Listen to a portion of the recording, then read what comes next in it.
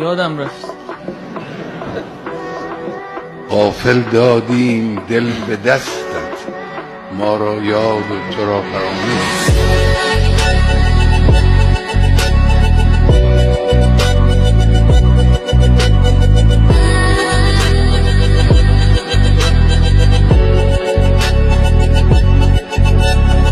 در آخرین باری که توفیق داشتم شعر خواندم دیگه نوشتم که این رو تقدیم کنم. یادتون رفته بود؟ بله.